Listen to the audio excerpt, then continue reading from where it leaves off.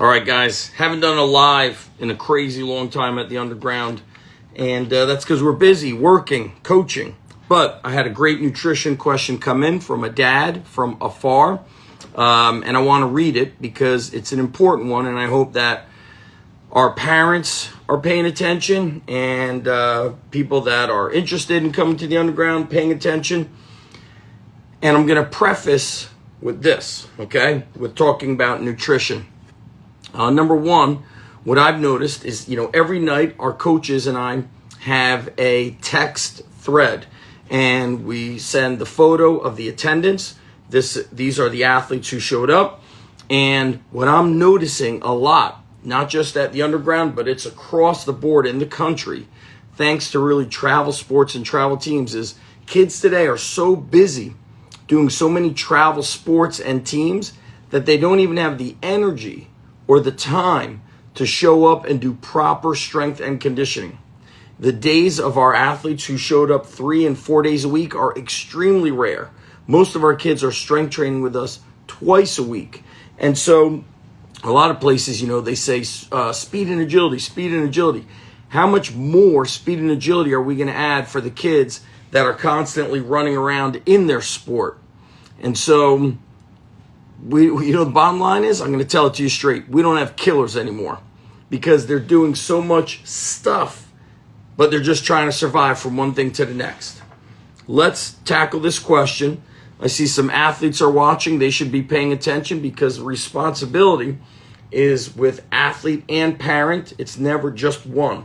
Okay? Our best athletes have a team, a support team.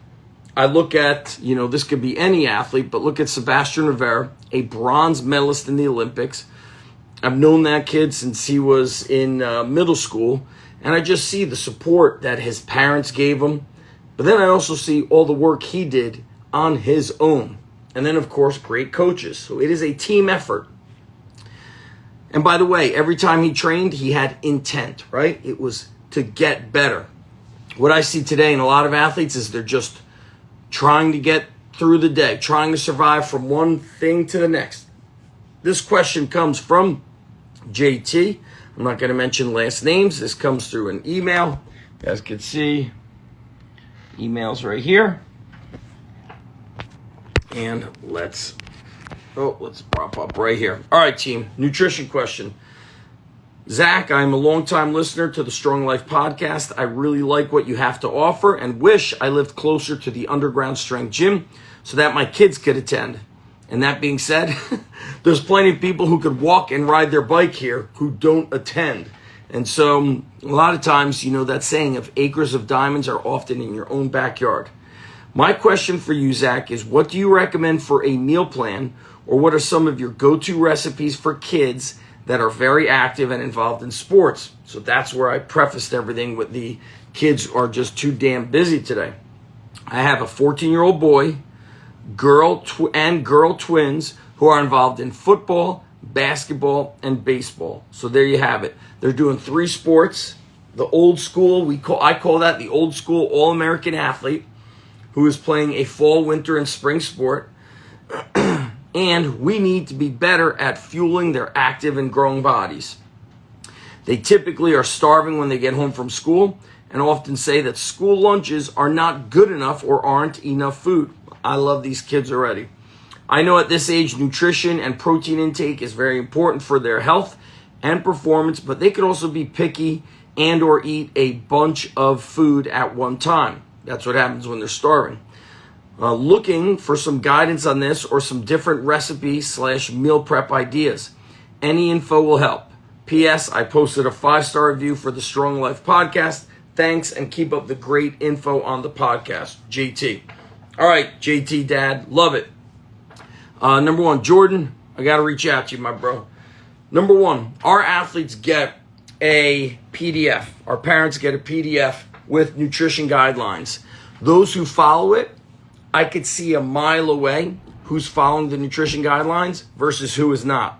The same thing goes for the athletes I train at my high school. The way I talk to the kids at the high schools, I say I could look at your body and I could see SpaghettiOs or steak and potatoes. And by the way, I don't even know if SpaghettiOs exists anymore, but if you grew up in the 80s, you know about SpaghettiOs, Elio's Pizza, Steakums, shit like that.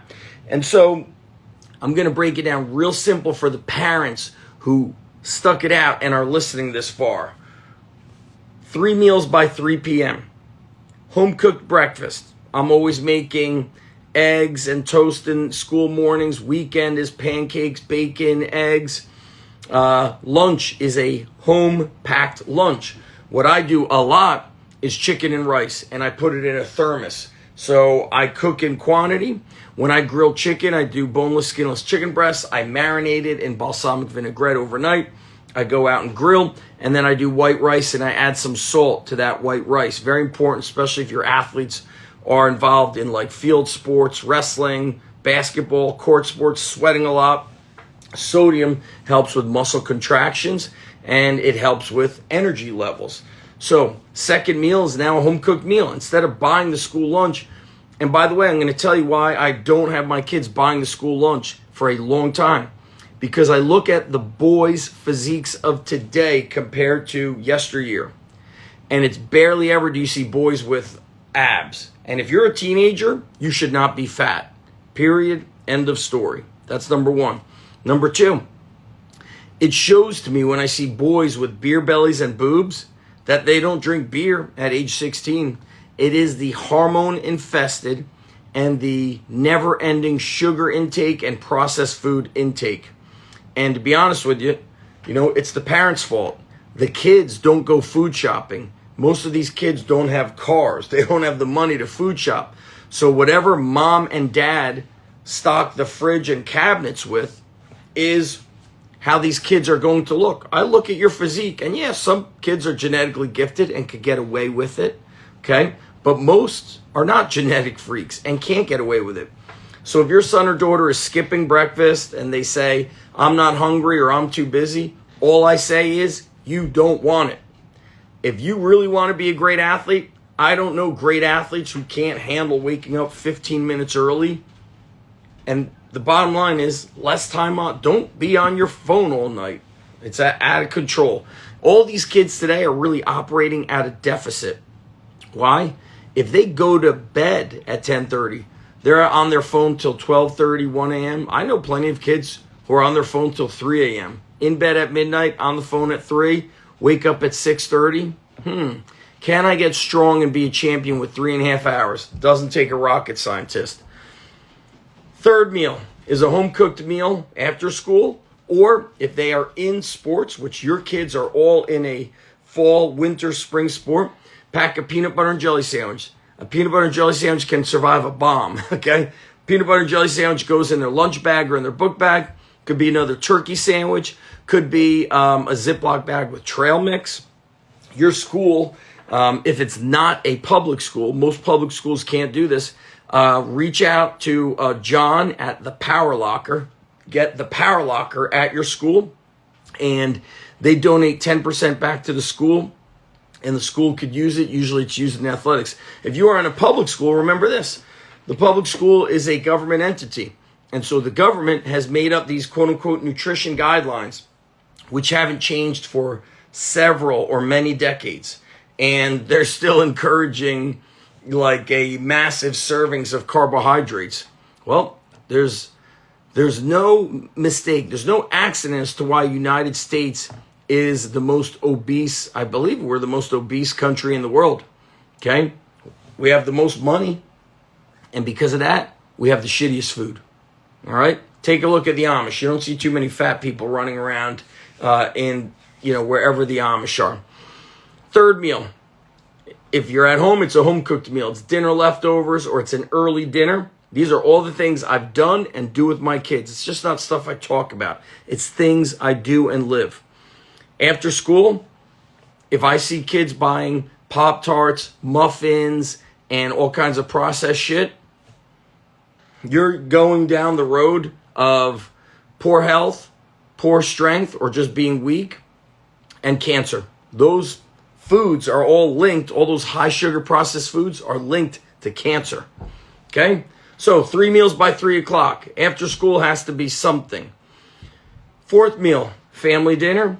Fifth meal could be another breakfast, could be a protein shake, more dinner leftovers. You know, if kids are constantly picky about things, their palate has been really like overly saturated with shit food. And I actually rephrase, their palate has been overly saturated with shit.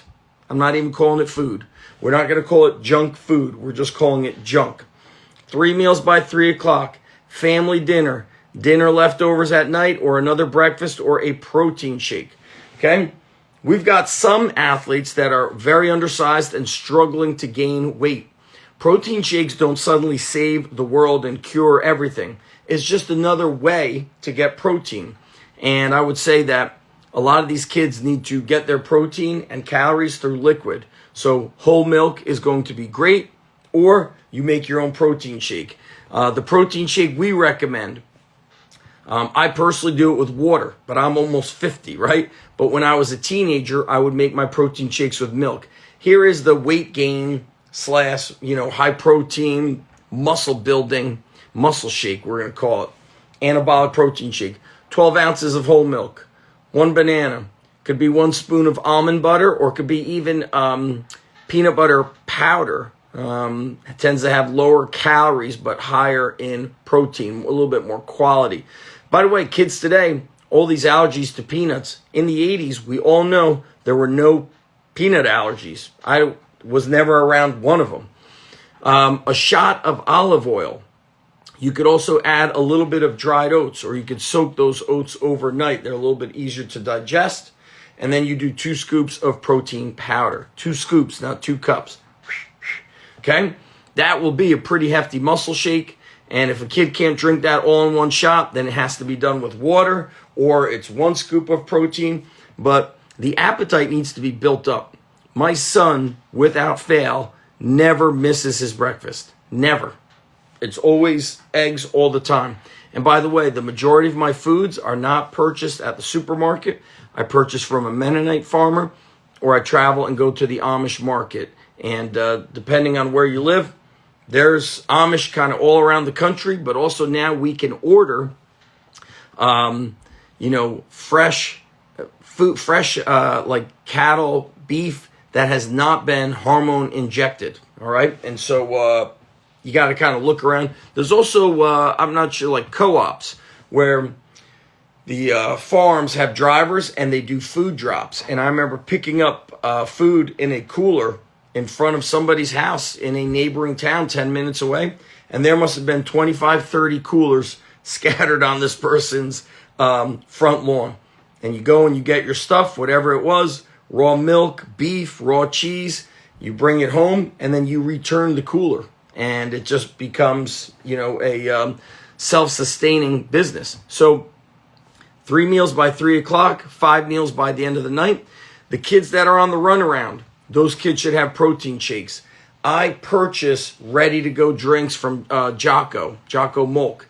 And by the way, my son's lunch is the chicken and rice plus a Jocko Molk, and then a piece of fruit and sometimes a cookie.